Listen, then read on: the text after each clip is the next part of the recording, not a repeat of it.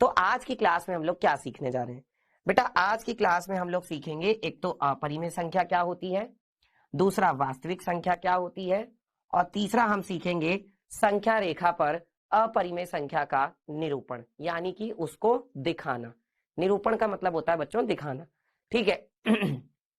अब सबसे पहले तो पूर्व कक्षा का दौरान, यानी इससे पिछली क्लास जो थी, तो बेटा इससे पिछली क्लास में हमने संख्याओं के बारे में जाना था। संख्याएं कौन कौन सी होती हैं एक बार दोहरा लेते हैं फटाफट। तो बच्चों संख्याएं होती हैं हमारे पास सबसे पहली संख्या है हमारे पास प्राकृतिक संख्याएं। अब आप लोग मुझे जल्दी से बता दीजिए क्या होती हैं प्राकृतिक संख्याएं, फटाफट क्या होती हैं प्राकृतिक संख्याएं। उसके बाद हमने दूसरे नंबर पर पढ़ी थी बच्चों पूर्ण संख्याएं। किन संख्याओं को हम पूर्ण संख्याएं कहते हैं बताइए। फिर तीसरे नंबर पर हमने पढ़ी थी बच्चों पूर्णांक। तीसरे नंबर पर हमने क्या पढ़ी थी? पूर्णांक। फिर इसके बाद हमने पढ़ी थी बच्चों भिन्न संख्याएं।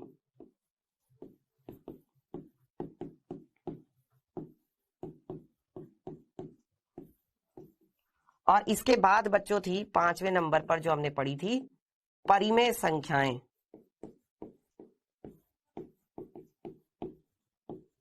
परिमेय संख्याओं के बारे में हमने बहुत कुछ जाना था। अब आप मुझे बताइए कौन सी संख्याओं को हम प्राकृतिक संख्याएं कहते हैं। जल्दी से एक बार दोहरा लेते हैं बेटा फटाफट। देखो जो संख्याएं गिनती गिनने के काम में आती हैं उन्हें प्राकृतिक संख्याएं कहते हैं, और इसको हम n से प्रदर्शित करते हैं। कहां से शुरू होती है बेटा गिनती? 1 से शुरू होती है। 1, 1 के बाद 2, 2 के बाद 3, 3 के बाद 4, 4 के बाद 5, 5 के बाद 6, 6 के बाद 7, 7 के बाद 8, 8 के बाद 9, और ये चलती जाती हैं कहां तक? अनंत तक, अनगिनत रूप से चलती जाती हैं। इसके बाद बच्चों दूसरी संख्याएं होती हैं पूर्ण संख्याएं। पूर्ण संख्याएं कौन सी होती हैं? अगर हम प्राकृतिक संख्याओं के समूह में, यानी 1, 2, 3, 4, 5, 6, 7, 8, 9, अगर इन संख्याओं में हम कौन सी संख्या को मिला दें, अगर इन संख्याओं के साथ हम 0 को भी रख दें तो क्या होगा? इस संख्या समूह को हम पूर्ण संख्याएं कहेंगे, और इसको हम W से प्रदर्शित करते हैं, ठीक है। इसके बाद बच्चों हमने पढ़ा था कि अगर हम पूर्ण संख्याओं के साथ किसको रख देते हैं, यदि हम पूर्ण संख्याओं के साथ ऋणात्मक संख्याओं को भी रख देते हैं। देखो बेटा अगर हम क्या करें बच्चों, अगर हम पूर्ण संख्याओं के साथ ऋणात्मक संख्याओं को भी रख देते हैं, कौन कौन सी ऋणात्मक संख्याएं? जैसे आपके पास हो गया -5, -4, -3, -2, -1, 0, 1, 2, 3, 4, 5, ठीक है। और इस तरीके से ये इधर की तरफ भी चलती जाती हैं। तो जो ये संख्याएं होती हैं इधर की तरफ भी चलती जाती हैं। इन सभी संख्याओं को बच्चों हम कहते हैं पूर्णांक संख्याएं, क्योंकि इसको हम पूर्णांक कहते हैं। इंटीजर्स i से हम इसे प्रदर्शित करते हैं, ठीक है। इसके बाद बच्चों कौन सी संख्याएं आती हैं? इसके बाद संख्याएं आती हैं भिन्न संख्याएं। क्या होती हैं? देखो जब हमें किसी संख्या का हिस्सा बताना होता है या भाग बताना होता है तो उन संख्याओं को हम कहते हैं भिन्न संख्याएं। जैसे मेरे पास 1 रोटी है और 1 रोटी के मुझे 2 हिस्से करने हैं, तो मैंने क्या किया? 2 हिस्से किए 1 रोटी के, तो हम क्या लिखेंगे? 1 रोटी के 2 हिस्से। अब मेरे भाई ने खाया है 2 में से 1 हिस्सा और मैंने खाया है 2 में से 1 हिस्सा, तो ये 1/2 क्या है? हिस्सा बता रहा है। तो जब भी हिस्सा बताना होता है, भाग बताना होता है, तब हम कहते हैं भिन्न संख्याएं, यानी कि 1/2, या जैसे कि आपका 3/4 है, या जैसे कि आपका 5/6 है, ये सब जो संख्याएं हैं, ठीक है। इसके बाद बच्चों अगली होती हैं परिमेय संख्याएं। क्या होती हैं परिमेय संख्याएं? कोई बच्चा बताना चाहेगा? वो देखो भिन्न संख्याएं तो होती ही होती हैं। अब बात कर रहे हैं परिमेय संख्याओं की। परिमेय संख्याएं किसे कहते हैं बेटा? वो सभी संख्याएं जो P/Q के रूप में प्रदर्शित करी जा सकती हैं या पहले से ही P/Q के रूप में होती हैं। शर्त यह है कि Q जो है वो 0 के बराबर नहीं होना चाहिए। अगर Q 0 के बराबर हो गया तो फिर वो आपकी संख्या परिमेय संख्या नहीं होगी। Q 0 के बराबर नहीं होना चाहिए, ठीक है। तो वो संख्याएं जो पहले से P/Q के रूप में नहीं है, लेकिन अगर आप उन्हें P/Q के रूप में बदल सकते हैं तो वो प्यारे बच्चों परिमेय संख्याएं होंगी, ठीक है। चलिए आगे बढ़ते हैं। इसके बाद हम लोग अब बात करेंगे बच्चों अपरिमेय संख्याओं की। क्या होती हैं अपरिमेय संख्याएं? तो बच्चों देखो, अपरिमेय संख्याओं में सबसे पहले बात आती है कि भाई वो सभी संख्याएं जिन्हें हम p बटे q के रूप में नहीं बदल सकते, या जो p बटे q के रूप में नहीं होती है ना, उन सभी संख्याओं को हम अपरिमेय संख्याएं कहते हैं। या आप ऐसे भी कह सकते हैं कि जो संख्याएं परिमेय संख्याएं नहीं होती, आप ये भी बोल सकते हैं वो सभी संख्याएं जो परिमेय संख्याएं नहीं होती, अपरिमेय संख्याएं होती हैं। अपरिमेय संख्याओं को बच्चों हम लोग कहते हैं इररेशनल नंबर्स। क्या कहते हैं बच्चों? इसको हम इररेशनल नंबर्स कहते हैं। ठीक है। और दूसरी बात क्या है बच्चों, ये जो इररेशनल नंबर्स हैं इनमें बहुत मजे की बात होती है। बेटा देखो, हमारे पास क्या होता है, जैसे हमारे पास पाई है, पाई के ऊपर बहुत जो है ना मजा आता है सोचने में समझने में। हम लोग पाई का मान जो है कई बार, बहुत बार हम लोग पाई का मान 22/7 लिखते हैं, और हम ये देखते हैं कि भाई 22/7 तो p बटे q के रूप में है ना। हम ये देखते हैं कि जो 22/7 है वो तो p बटे q के रूप में है, तो इसका मतलब 22/7 तो क्या हो गई? परिमेय संख्या। तो फिर तो पाई भी परिमेय संख्या हुई, क्योंकि हम तो पाई का मान 22/7 लिखते हैं। बहुत बार ये सवाल दिमाग में उठता है। लेकिन बच्चों जो पाई का मान 22/7 हम लोग लेते हैं वो गणना करने के लिए लेते हैं, कैलकुलेशन करने के लिए ले लेते हैं। वास्तव में पाई का मान 22/7 नहीं होता। ठीक है, वास्तव में पाई का मान 22/7 नहीं होता। ठीक है, एग्जैक्ट वैल्यू नहीं होती पाई की 22/7। ठीक है, पाई का मान कई बार हम लोग 3.14 भी ले लेते हैं, है ना। पाई का मान कई बार हम लोग 3.14 भी ले लेते हैं, लेकिन पाई का मान 3.14 भी नहीं होता। एग्जैक्ट अगर मैं बात करूं तो ये तो हम कैलकुलेशन करने के लिए ले लेते हैं, गणना करने के लिए ले लेते हैं, पर ऐसा वास्तव में नहीं होता। ठीक है। अब अगर बात की जाए कि भाई फिर पाई का मान होता क्या है, तो बेटा पाई का जो मान है वो वास्तव में ये भी नहीं होता। सुन लो ध्यान से, पाई का जो वास्तविक मान है वो तो कोई बता ही नहीं पाया है आज तक। जो उसका एक्चुअल वैल्यू है, बिल्कुल सटीक मान जो है, वो तो कोई आज तक बता ही नहीं पाया है। हालांकि सुपर कंप्यूटर से भी दशमलव के बाद करोड़ों अंकों तक पाई का मान निकाला जा चुका है। मैं बोल रहा हूं करोड़ों अंकों तक, लेकिन तब भी पाई का मान कोई नहीं बता पाया है। ठीक है, तो बेटा पाई का मान होता है 3.1415926, और ये चलता जाता है बच्चों पता नहीं कहां तक, ये रुक ही नहीं रहा है। और इसमें किसी अंक की आवर्ती भी नहीं हो रही है, रिपीट भी नहीं कर रहा है कोई अंक। तो हम ये कहते हैं कि भैया हम इसको p बटे q के रूप में बदल ही नहीं सकते। देखो बात ऐसी है कि हम p बटे q के रूप में केवल उन्हीं संख्याओं को बदल सकते हैं जिनका दशमलव प्रसार जो है कैसा होता है, जिनका दशमलव प्रसार जो है बेटा वो अशांत अनावर्ती का होता है। अभी दशमलव प्रसार के बारे में हम आगे पढ़ेंगे। ठीक है, अभी फिलहाल मैं आपको एक सिंपल बात बता दे रहा हूं कि जिनका दशमलव प्रसार चलता जाता है, रुकता नहीं है, और कोई अंक रिपीट भी नहीं करता, वो अपरिमेय संख्याएं होती हैं। यहां पर पाई का जो मान है वो चलता जा रहा है दशमलव के बाद, और इसमें कोई अंक रिपीट भी नहीं कर रहा है, बार बार नहीं आ रहा है। इसलिए बच्चों इसको हम p बटे q के रूप में नहीं बदल सकते। पाई को हम p बटे q के रूप में नहीं बदल सकते, इसलिए पाई जो है बेटा एक अपरिमेय संख्या है। अब इसके बाद बच्चों एक संख्या आती है आपकी √2, या आपकी संख्या होती है वर्गमूल 3, या आपकी संख्या है वर्गमूल 5, या आपकी संख्या है वर्गमूल 7। तो ये जो संख्याएं हैं ये संख्याएं कौन सी हैं? जो √2 है, √3 है, वर्गमूल 5 है, वर्गमूल 7 है, ये सभी संख्याएं कैसी हैं? बेटा ये सभी संख्याएं भी अपरिमेय संख्याएं हैं, क्योंकि इनके जो मान होते हैं वो भी इसी तरीके से होते हैं, दशमलव के बाद चलते जाते हैं और अंकों की आवर्ती भी नहीं होती। वह हम लिखते कहां तक है भाई? √3 का मान हम लोग लिख लेते हैं 1.7321 इस तरीके से, पर ये ऐसा नहीं कि यहीं तक है, ये चलता जाता है। वर्गमूल 2 का मान लिखते हैं हम 1.414, और ये भी चलता जाता है। ठीक है, तो बच्चों हम ये देख रहे हैं कि इनको हम p बटे q के रूप में नहीं बदल सकते, इसलिए ये सभी संख्याएं क्या है, अपरिमेय संख्याएं हैं। ठीक है, समझ में आ रहा है सबको। चलिए इसके बाद बच्चों बात करते हैं जो और हमारे पास संख्याएं अवेलेबल हैं, उनको हम कहते हैं बच्चों वास्तविक संख्या। अच्छा, वास्तविक संख्याएं कौन सी होती हैं बेटा जी? देखो, जो हमारे पास वास्तविक संख्याएं हैं वो हमें कब मिलती हैं? वास्तविक संख्याएं, वास्तविक संख्याओं में कौन कौन सी संख्याएं आती हैं बच्चों? वास्तविक संख्याओं में दो तरह की संख्याएं आती हैं। एक तो आती है बच्चों कौन सी संख्या? एक आती है आपकी परिमेय संख्या, एक आती है आपकी बच्चों परिमेय संख्या, और दूसरी कौन सी आती है बच्चों? दूसरी आती है आपकी अपरिमेय संख्या।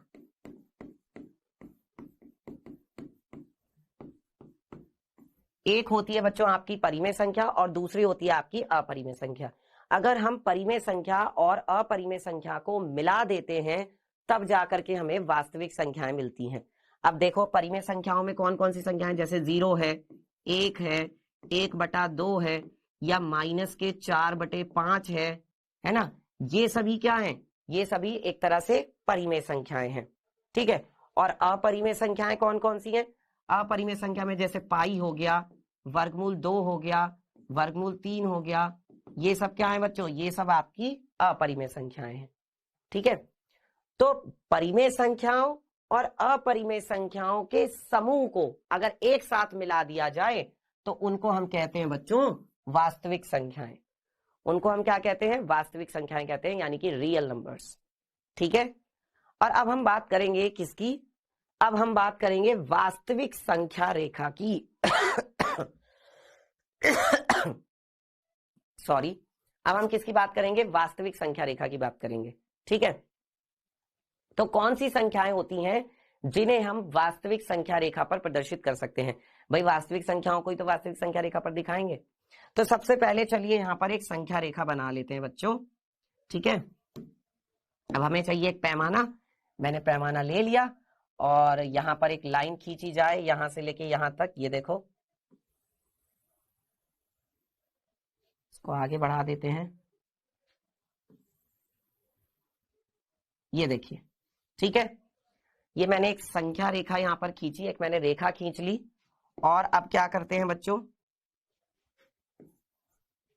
यहां से ऐसे दिखाएंगे और यहां से ऐसे दिखाएंगे। ठीक है, अब देखो बेटा, आपको यहां पर क्या समझना है कि आपको एक इकाई दूरी देखनी है, एक इकाई दूरी। ठीक है, एक इकाई दूरी क्या होती है बच्चों? बिल्कुल बीच में जो होता है दोनों तरफ से। अगर आप बाईं तरफ जाते हो तो बेटा आपको मिलेगा माइनस का अनंत, और अगर आप दाईं तरफ जाते हो बेटा तो आपको मिलेगा प्लस का अनंत। या भाई यही तो होता है, जब हम दाईं तरफ चलते हैं तो हमें धनात्मक सारी संख्याएं मिलती हैं, जब हम बाईं तरफ चलते हैं तो हमें सारी ऋणात्मक संख्याएं मिलती हैं। और इन दोनों के बिल्कुल बीच में, इन दोनों के बिल्कुल बीच में क्या होता है बच्चों? 0, यानी कि शून्य होता है ना। दोनों के बीच में क्या होता है? बिल्कुल बीच में 0 यानी कि शून्य। और बेटा जी जब हम 0 के कहां चलते हैं? जब हम 0 के दाईं तरफ चलते हैं तो हमें सारी की सारी धनात्मक संख्याएं मिलती हैं। अब आपको यहां पर एक इकाई दूरी को ध्यान से लेना है, एक इकाई दूरी को। तो मैं क्या करने जा रहा हूं, स्केल से नाप कर एक इकाई दूरी ध्यान से लूंगा। तो मैंने यहां पर एक चिन्ह लगा लिया 1 2 3, ठीक है, और 1 2 3 एक यहां पर चिन्ह लगा लिया, और 1 2 3 एक यहां पर चिन्ह लगा लिया, 1 2 3 एक यहां पर चिन्ह लगा लिया, 1 2 3 एक यहां पर चिन्ह लगा लिया। ठीक है, और ऐसे ही हम क्या करेंगे? बाईं तरफ में भी चिन्ह लगा लेंगे। ये देखो 1 2 3, मैं मतलब 3 एक इकाई दूरी में आपको मैं बता रहा हूं अभी बच्चों। देखो होती क्या है, 1 2 3 और 1 2 3, यस यहाँ पे। ठीक है, अब इसको हटा देते हैं। ठीक है, तो यहां पर जो हमने बिंदु दिखाए हैं उनको दिखाते हैं। सबसे पहले तो देखो, एक बिंदु तो है यहाँ पे, ये रहा, एक बिंदु है यहाँ पर, ये रहा, एक ये वाला बिंदु है, एक ये वाला बिंदु है, और एक ये वाला बिंदु है। ठीक है, और ऐसे ही बच्चों चलो इसको किसी और कलर से दिखा देते हैं। तो एक ये हो गया, एक ये हो गया, एक ये हो गया, एक ये हो गया, एक ये हो गया। ठीक है, और ऐसे ही बाईं तरफ भी दिखाते हैं। देखो एक ये हो गया, एक ये हो गया, एक ये हो गया, एक ये हो गया। ठीक है, अब आपको बच्चों ये ध्यान देना है, ध्यान से सुनो।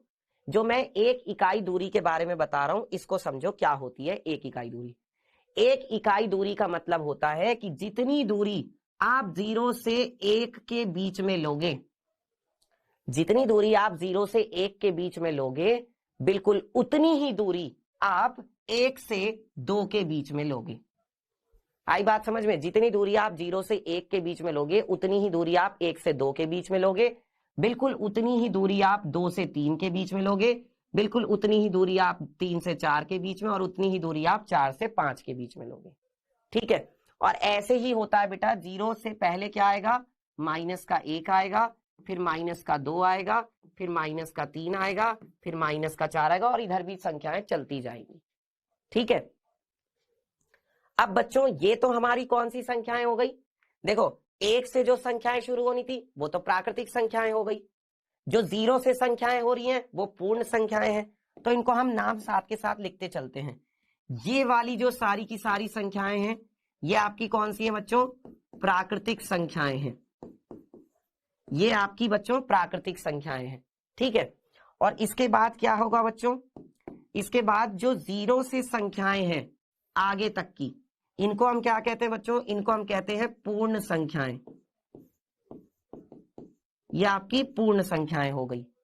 ठीक है, और अब जो ये पूरी की पूरी संख्याएं हैं, कहां से कहां तक? ये पूरी ऐसे यहां से लेके वहां तक, तो इनको हम क्या कहेंगे? बताना जरा। देखो, जो ये आपकी यहां से ये पूरी, ये जो पूरी की पूरी संख्याएं बच्चों, इनको हम कहेंगे पूर्णांक। इनको हम क्या कहेंगे? इनको हम कहेंगे पूर्णांक। ठीक है, अच्छा, अब इसमें भी एक चीज होती है बच्चों, जो 0 के दाईं तरफ वाली होती है। जब हम दाईं तरफ चलते हैं बच्चों, तो क्या कौन सी संख्याएं मिलती हैं? धनात्मक संख्याएं मिलती हैं, जब हम दाईं तरफ चलते हैं। और जब हम बच्चों बाईं तरफ चलते हैं तो हमें कौन सी संख्याएं मिलती हैं? ऋणात्मक संख्याएं मिलती हैं। ये बात भी हम जानते हैं। जब हम दाईं तरफ चलते हैं तो धनात्मक मिलती हैं, बाईं तरफ चलते हैं तो ऋणात्मक संख्याएं मिलती हैं। ठीक है, और जब हम 0 पर है तो 0 ना तो धनात्मक है ना ऋणात्मक है। 0 क्या है बच्चों? 0 ना तो धनात्मक है ना ही ऋणात्मक है। ठीक है, अच्छा, इसके बाद क्या आती है बच्चों? ये हो गई। अब इसके बाद आती हैं आपकी भिन्न संख्याएं। तो जैसे मान लीजिए 1/2 है, तो 1/2 कहां पर आएगा? 0 और 1 के बिल्कुल बीच में आएगा, 1/2, है ना? 1/2 आ गया। उसके बाद मान लीजिए कहीं पर आना है। अब जैसे मान लो माइनस का 1/2 है, मान लो माइनस का 1/2 मुझे दिखाना है, तो माइनस का 1/2 कहां होगा? जो 0 है और जो -1 है, 0 और -1 के बिल्कुल बीच में होगा। कहां पर? यहां पर, माइनस का 1/2। ठीक है, उसके बाद क्या होता है बच्चों? अब जैसे मान लो हमें अपरिमेय संख्याओं को दिखाना है, तो अपरिमेय संख्याएं कौन सी हैं? देखो, 1/2 क्या हो गई? भिन्न हो गई। -1/2 क्या हो गई? परिमेय संख्या हो गई। अब मुझे दिखाना है अपरिमेय संख्याओं को, तो अपरिमेय संख्याएं कौन सी हैं? जैसे कि √3। √3 का मान कितना होता है? 1.414, यही होता है। सॉरी, √2 का मान होता है 1.414। मैं यहां पे लिख देता हूं साइड में। √2 का मान होता है 1.414, और ये चलता जाता है। तो ये कहां पर आएगी बच्चों? बताओ। 1 दशमलव मतलब 1 के थोड़ा सा बाद में, और ये 1.5 से तो छोटी है ना। ये जो भी संख्या है बेटा, ये 1.5 से तो छोटी है, 1.5 से तो छोटी है, तो बिल्कुल बीच में तो क्या होगी? 1.5। उससे जरा सा पहले कहां पर होगी? यहां पर होगी बच्चों आपकी वर्गमूल 2। ठीक है, अब बात करते हैं वर्गमूल 3 की, है ना। तो वर्गमूल 3 का मान कितना होता है? 1.7321, ये होता है ना। अब ये क्या है बच्चों? ये वाला जो मान है ये बड़ा है 1.5 से।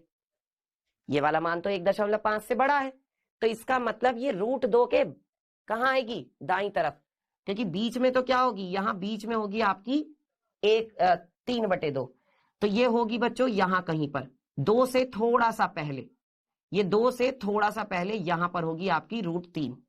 ठीक है। और बच्चों जैसे हमारे पास पाई का मान क्या होता है, पाई का मान होता है 3.1415926 और ये भी चलता जाता है। तो ये 3 के बाद आएगी, ये कहां पर आएगी, संख्या रेखा पर 3 के बाद में आएगी। तो 3 के बाद में कहां पर, देखो 3.5 से तो ये छोटी है संख्या, ये जो भी संख्या है 3.5 से तो छोटी है, ये लगभग यहां कहीं पर आएगी। तो यहां पर हम दिखा देते हैं कि ये जो हमारी संख्या है ये हमारी संख्या पाई है। ठीक है, आ गई बात समझ में।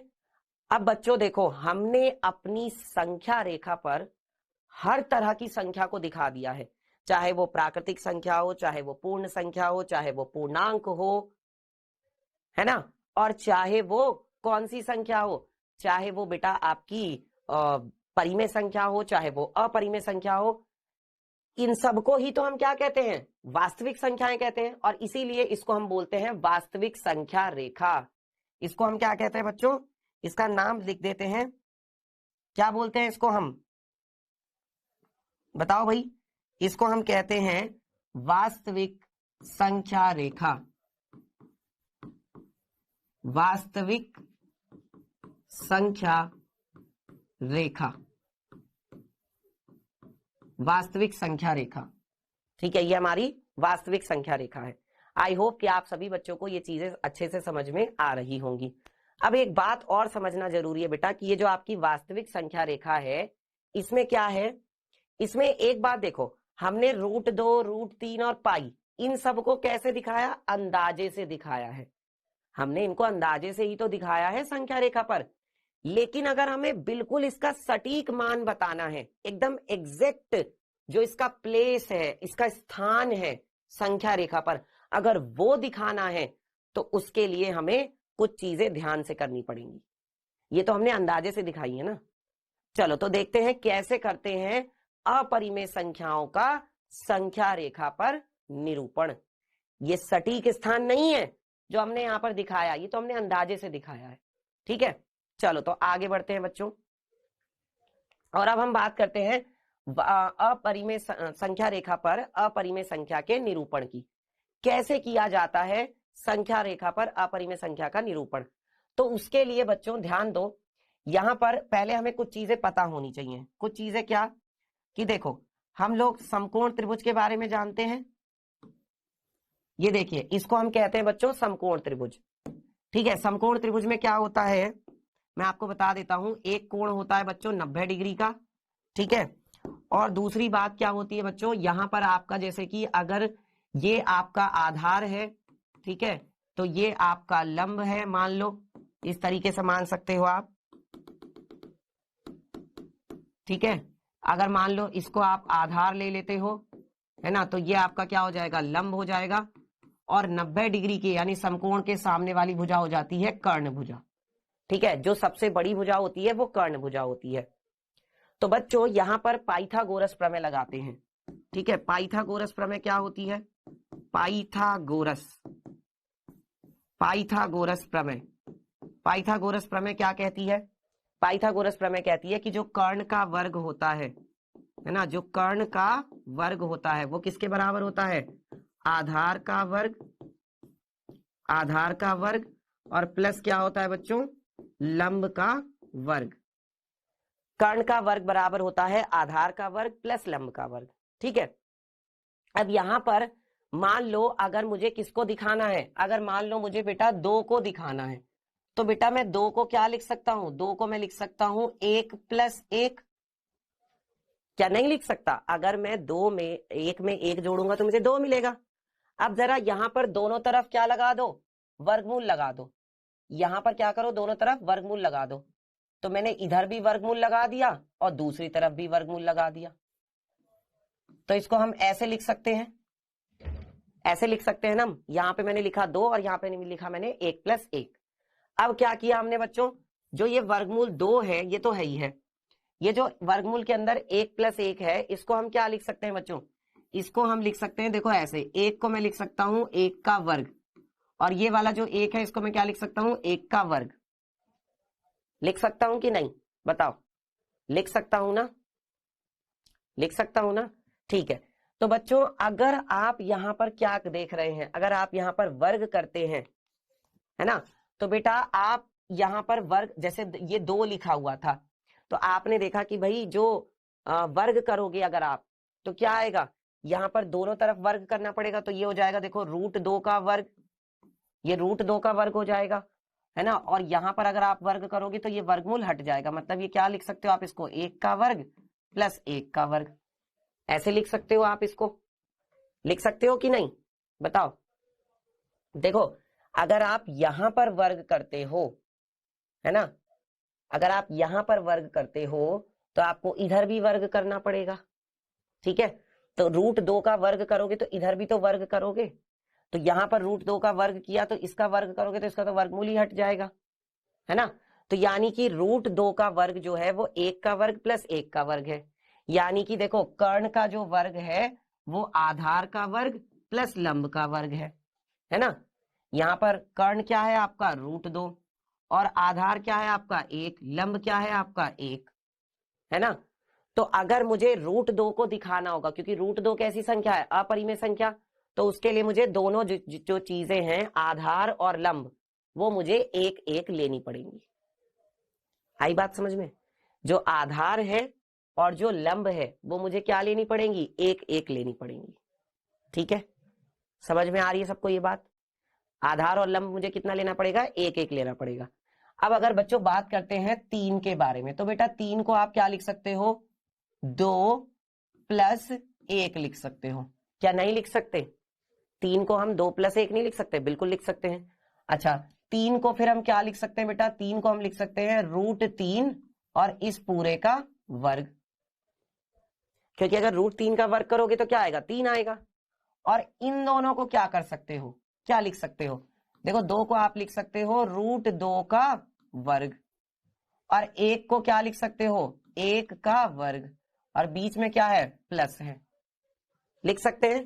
तो अब यहां पे भी हम सिंपल इसको ऐसे कर लेते हैं, देखो इसको यहां से हटाते हैं, इतना लंबा नहीं करते हैं, देखो इसको सिंपल हम क्या लिख सकते हैं बच्चों, इसको हम ऐसे कहते हैं कि भाई 2 को मैं क्या लिख सकता हूं, √2 का वर्ग, और 1 को मैंने लिखा 1 का वर्ग, इस वाले 1 को मैंने लिखा 1 का वर्ग, तो यही वाली बात हो गई, है ना, कर्ण का वर्ग बराबर आधार का वर्ग प्लस लंब का वर्ग, वही चीज वहां पे है ना। अब देखो बेटा क्या है, जब मुझे √3 को दिखाना होगा तो मुझे आधार लेना पड़ेगा √2 और लंब लेना पड़ेगा मुझे 1, या लंब लेना पड़ेगा √2 और आधार लेना पड़ेगा 1, दोनों में से कुछ भी ले सकते हैं, ठीक है। चलो तो देखते हैं बच्चों कैसे करेंगे। अब जैसे मान लीजिए हमें संख्या रेखा पर √2 का स्थान निर्धारण करना है, तो स्थान निर्धारण कैसे होगा, मैंने बच्चों आपको 1 इकाई दूरी के बारे में बताया।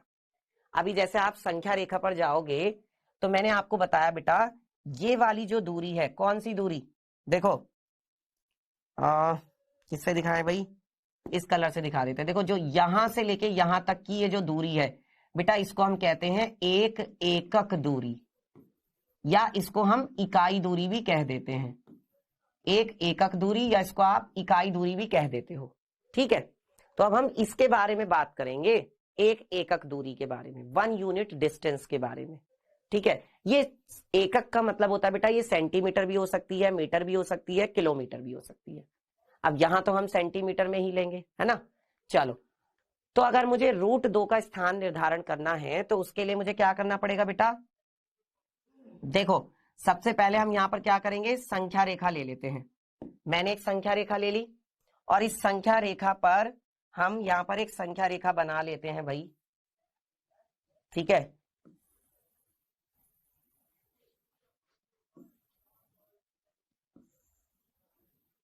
ठीक है, इसको हटा देते हैं, और ये देखो इधर से दिखा दिया और इधर से दिखा दिया, एक एक स्टेप आपको ध्यान से देखना है बच्चों। सबसे पहले हमने ये करा, फिर इधर की तरफ हमने दिखाया माइनस अनंत, और इधर की तरफ हमने दिखाया प्लस अनंत, ठीक है। अब हम इनके बीच में, बिल्कुल बीच में क्या लिखेंगे, इसके बिल्कुल बीचों बीच में लिखेंगे 0, और जब हम 0 के दाईं तरफ चलते हैं तो हमें क्या मिलता है 1, उसके हम दाईं तरफ चलते हैं तो क्या मिलता है 2, तो 0 के जब हम दाईं तरफ गए तो देखो मैंने यहां पर नाप कर 1 इकाई दूरी ली, ठीक है, 1 2 3 4 5 यहां पर आया, यहां पर ले लेता हूं 1 2 3 4 5 यहां पे ले लेता हूं, ठीक है, और 1 2 3 4 5 यहां पे ले लेता हूं, ठीक है। तो ये अब देखो मैंने यहां पर दिखाया कि भाई एक मैंने यहां पे लिया है, इसको मैंने लिखा क्या 1, फिर मैंने यहां पे लिखा, इसको मैंने लिया 2, और फिर मैंने यहां पे लिया, इसको मैंने लिखा 3, ठीक है। ठीक है बच्चों, अब जितनी दूरी आप 0 से 1 के बीच में लोगे उतनी ही दूरी 1 से 2 के बीच में लेनी है, उतनी ही दूरी 2 से 3 के बीच में लेनी है। एक एक दूरी बराबर होनी चाहिए सबके लिए, ठीक है। अब देखो हमने क्या देखा था अभी कि √2 का जो वर्ग आ रहा था बेटा, वो आ रहा था 1 का वर्ग प्लस 1 का वर्ग, यही आ रहा था ना, √2 का जो वर्ग आ रहा था। तो √2 के लिए मुझे आधार भी एक लेना पड़ेगा, लंब भी एक लेना पड़ेगा। कैसे? देखो आधार जो है ये भी मुझे एक लेना पड़ेगा, लंब भी मुझे एक लेना पड़ेगा, तब जाके कर्ण मुझे √2 मिलेगा। आई बात समझ में? तब जाके मुझे कर्ण क्या मिलेगा? √2। तो इसका मतलब मैं जो ऐसे वाली दूरी है ये एक एकक दूरी ले ली मैंने 0 से लेकर 1, ठीक है। तो मैं इसको दिखा देता हूं यहां पर, 0 से लेकर 1 एकक दूरी ये मैंने ले ली, ठीक है। समझ में आ रहा है? अब इसके बाद क्या करेंगे, ये मैंने 0 से लेकर 1 तक एक एकक दूरी ले ली।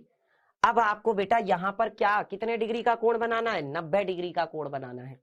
तो आप यहां एक पर इस तरीके से 90 डिग्री का कोण बनाती हुई एक किरण खींचेंगे। तो उसके लिए आपने क्या किया? चांदा लिया, और चांदे को आपने कहां रखा? यहां इस बिंदु पर, और देखा 90 डिग्री कहां आ रहा है। ये देखो बेटा 90 डिग्री कहां पर आ रहा है? ये आ रहा है 90 डिग्री। तो यहां पर आपने एक चिन्ह लगा लिया इस तरीके से,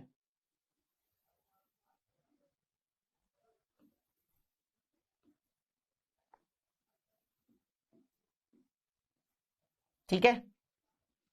इसको थोड़ा छोटा कर लेते हैं, चलो। ये 90 डिग्री पर मैंने यहां पर एक चिन्ह लगा लिया। अब इसको हटा देते हैं और स्केल से एक 90 डिग्री का कोण बनाती हुई किरण खींच दो।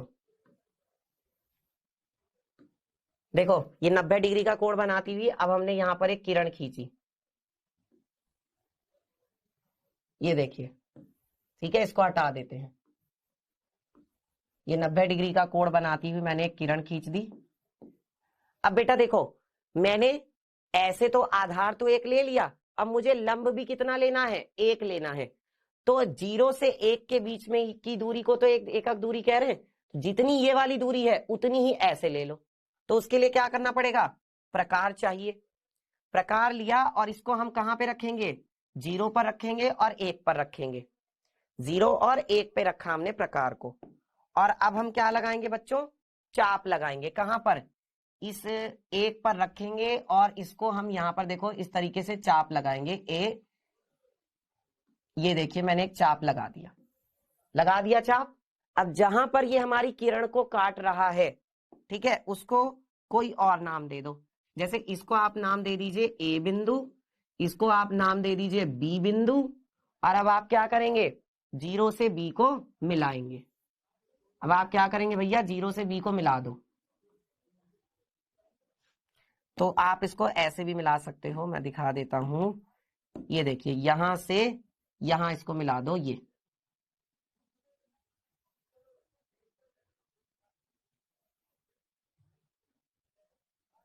ठीक है। ये देखो मैंने 0 से बी को मिला दिया, ठीक है। अब इसके बाद क्या होगा बच्चों? 0 से बी को मैंने मिला दिया। अब आपको क्या करना है? 0 से लेके बी तक की दूरी लेनी है। कहां? प्रकार में। ये देखो 0 पे यहां पे रखा और बी को यहां प्रकार की नोक को रखा यहां पे, ठीक है। 0 पे रखा और प्रकार की नोक को रखा बी पर। जितनी ये दूरी है प्रकार में दूरी ले ली। अब इसको लाओ नीचे की तरफ लाओ और संख्या रेखा पर एक चाप लगा दो, ये लगा दिया। और अब इसको हटा देते हैं। संख्या रेखा पर हमने क्या लगा दिया है? चाप लगा दिया है। तो जिस बिंदु पर ये काट रहा है चाप, जिस बिंदु पर ये चाप आपके संख्या रेखा को काट रहा है, ये बच्चों कौन सा बिंदु होगा? यही आपका वर्गमूल 2 होगा, और ये भी आपका क्या है? वर्गमूल 2 है। ये आपकी एक एकक दूरी थी, ये भी आपकी एक एकक दूरी थी।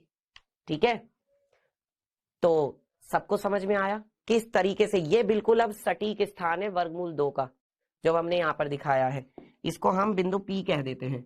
ये कौन सा हो जाएगा? बिंदु P, जो हमारी रूट 2 को दिखा रहा है।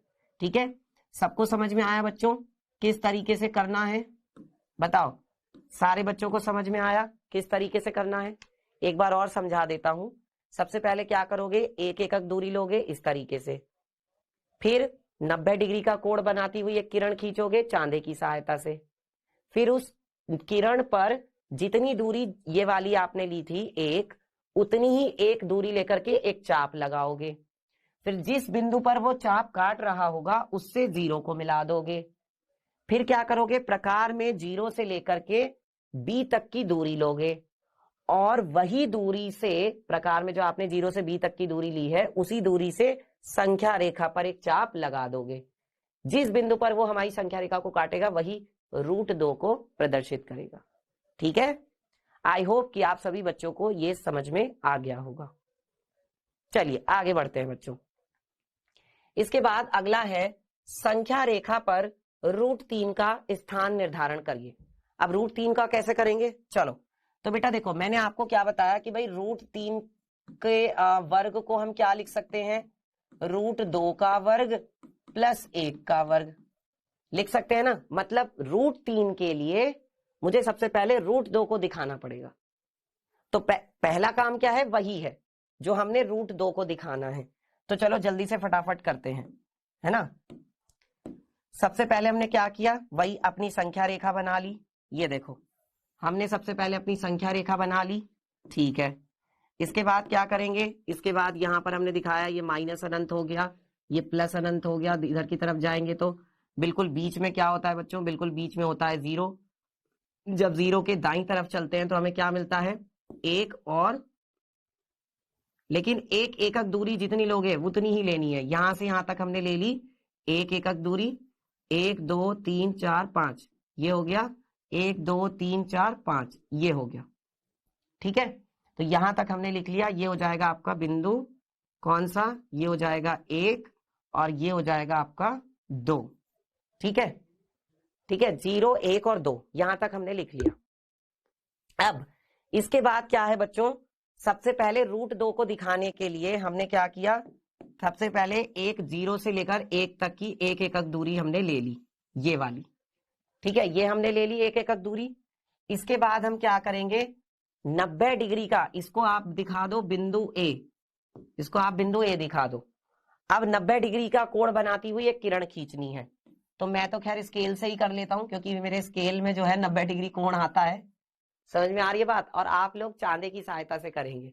ठीक है, क्योंकि देखो मेरे स्केल जो है कुछ स्मार्ट है, तो इसमें 90 डिग्री का कोण आ जाता है।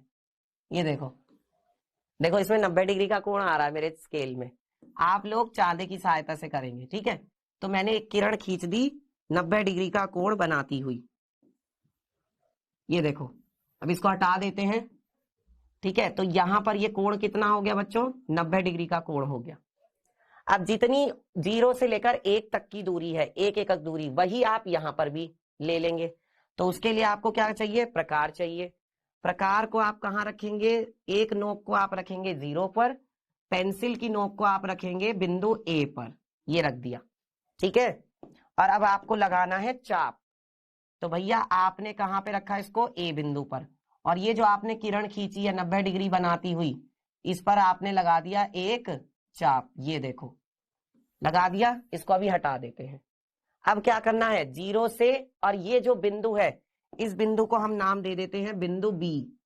इसको हमने नाम दे दिया बिंदु बी। तो 0 से बी बिंदु को मिलाओ। किससे किसको मिलाओ? 0 से बी बिंदु को मिलाओ। ये मिला दिया। ठीक है, उसके बाद क्या करना है बच्चों? अब 0 से बी तक की जो दूरी है उसे प्रकार में ले लो। आ जाओ भैया प्रकार जी। ये देखो यहां पे आ गया, और 0 से बी बिंदु तक की दूरी हमने प्रकार में ले ली। 0 से बी बिंदु तक की दूरी। अब इससे संख्या रेखा पर एक चाप लगाओ। ये देखो मैं संख्या रेखा पर चाप लगाने जा रहा हूं बच्चों, ध्यान से देखिए। यस, ये देखिए मैंने चाप लगा दिया, और अब इसको हम हटा देते हैं। ठीक है, तो जिस बिंदु पर ये हमारे संख्या रेखा को काट रहा है वो तो क्या होगा, वो तो उसको नाम दे दो आप बिंदु P, और ये दिखाएगा √2 को, ये दिखाएगा आपका √2 को, लेकिन हमें दिखाना है वर्गमूल 3 को। तो अब हम क्या करेंगे, अब हम 0 से लेके √2 तक की दूरी ले लेंगे, है ना। अब हम क्या करेंगे, अब हम 0 से लेके √2 तक की दूरी लेंगे। कहां, ये देखो जो हमने ऐसे त्रिभुज बनाया था ना, तो इसमें हम ये वाली दूरी लेंगे √2, ये वाली दूरी लेंगे 1, तब ये वाली दूरी आएगी √3, यानी कि जो कर्ण वाली जो दूरी है। ठीक है, तो हमने यहां पर रखा अपना स्केल और हमने यहां से लेके यहां तक की दूरी ले ली। ठीक है, समझ में आ रहा है। अब ऐसे तो आपको एक एकक दूरी ही लेनी है, तो आप क्या करो, आप इसमें प्रकार में 0 से लेकर A तक की ही दूरी ले लो, क्योंकि आपको फिर से ऐसी किरण खींचनी है। समझ में आ रही है बात, बताओ। तो सबसे पहले हमने प्रकार में 0 से 1 तक की दूरी ले ली, ठीक है, और 90 डिग्री की कोण बनाती हुई एक किरण हमने खींची, 90 डिग्री का कोण बनाती हुई एक किरण खींचेंगे, कहां पर, वर्गमूल 2 पर। देखो आपका काम क्या है बेटा, आपको चांदे की सहायता से करना है। ये देखो मैंने यहां पर एक और किरण खींची और इसको हटा देते हैं। ये आपका कितने डिग्री पर हो गया बेटा, ये भी 90 डिग्री पर है।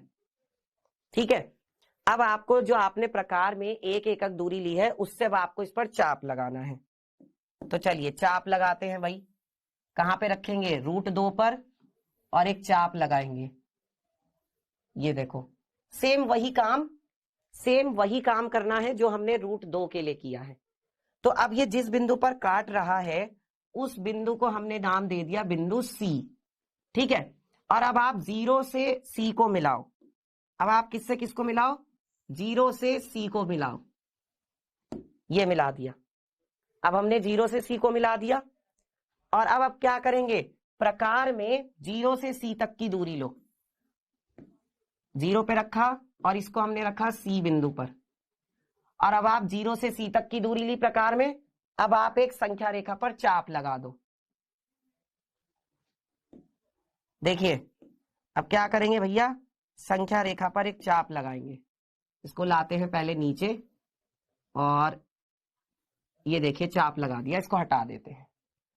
अब जिस बिंदु पर ये चाप काट रहा है संख्या रेखा को, है ना, जिस बिंदु पर ये चाप हमारी संख्या रेखा को काट रहा है उस बिंदु को हमने नाम दे दिया Q, और ये Q बिंदु किसको प्रदर्शित करेगा, वर्गमूल 3 को प्रदर्शित करेगा।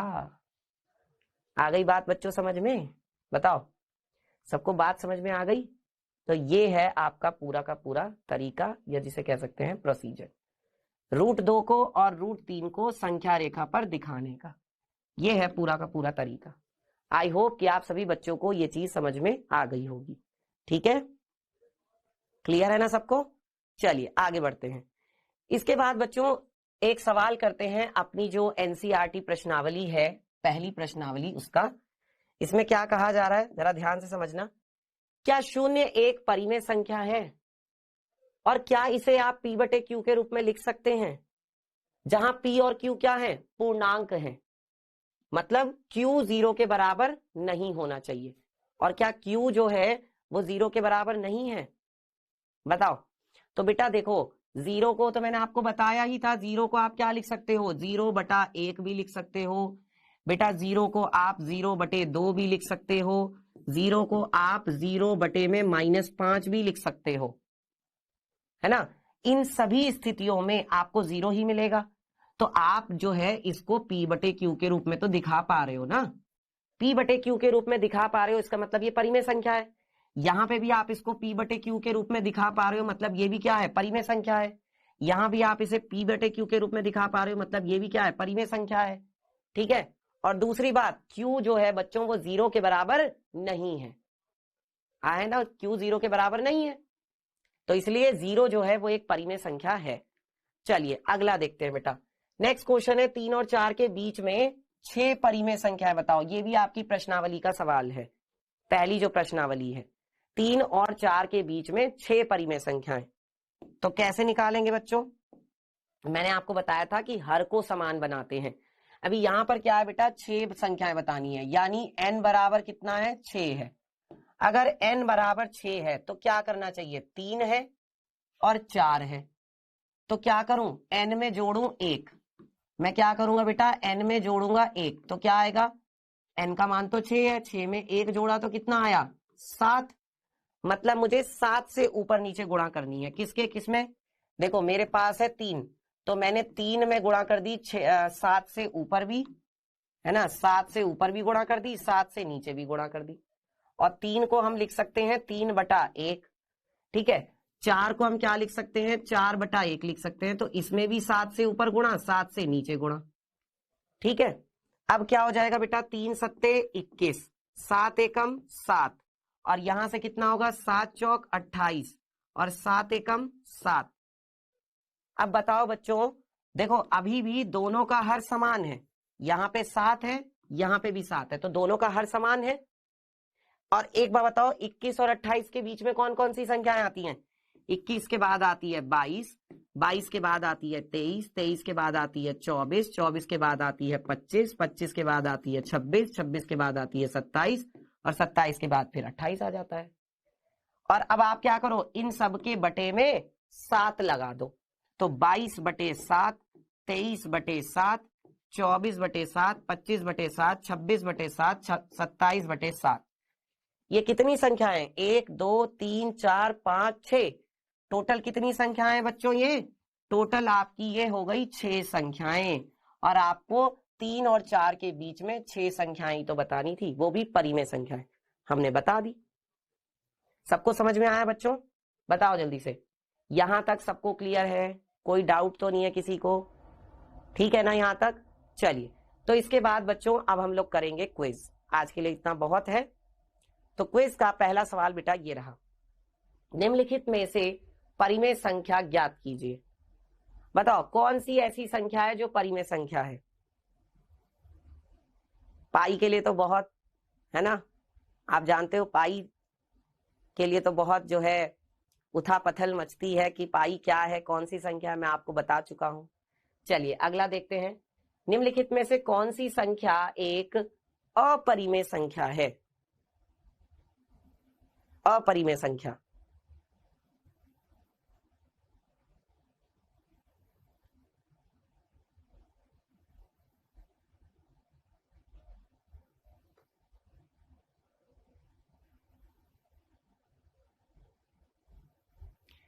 चलिए प्यारे बच्चों, तो डिस्कस करते हैं दोनों सवालों को। देखो पहला सवाल क्या था बेटा, इनमें से कौन सी संख्या परिमेय संख्या है। देखो पाई तो परिमेय संख्या है नहीं, जबकि ये कह रहे हैं कि पाई और 22/7 दोनों परिमेय संख्या, यानी ये वाला विकल्प तो गलत हो गया।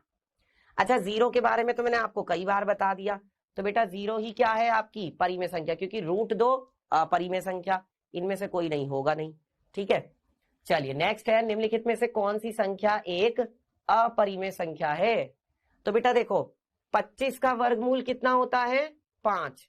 49 का वर्गमूल कितना होता है, 7। तो 5/7 तो क्या हो गई, परिमेय संख्या, क्योंकि ये तो P/Q के रूप में हो गई। और यहां पूछ रहे हैं अपरिमेय संख्या, तो ये तो आपका ऑप्शन होगा नहीं। अच्छा, √36 का मतलब क्या है, इसका मतलब है 6। 36 का वर्गमूल क्या होता है, 6 होता है। तो ये भी क्या हुई, ये भी आपकी परिमेय संख्या हुई। लेकिन √5 तो कुछ भी नहीं है ना, √5 तो कैसी संख्या है, अपरिमेय संख्या है। तो ये वाला विकल्प आपका बिल्कुल सही है। चलिए, तो प्यारे बच्चों आज देखते हैं हमने क्या क्या सीखा। तो बेटा आज हमने सीखा, एक तो अपरिमेय संख्याएं, वास्तविक संख्या, और संख्या रेखा पर अपरिमेय संख्याओं का निरूपण, ठीक है। और बच्चों आज का होमवर्क मैंने आपको ऐप पर दे दिया, जाकर आप कर सकते हैं। अगली क्लास में हम लोग अपनी जो एनसीईआरटी की प्रश्नावली है 1.2 उसको देखेंगे, उसको सवालों को हल करेंगे। तो मिलते हैं आपसे नेक्स्ट क्लास में, तब तक के लिए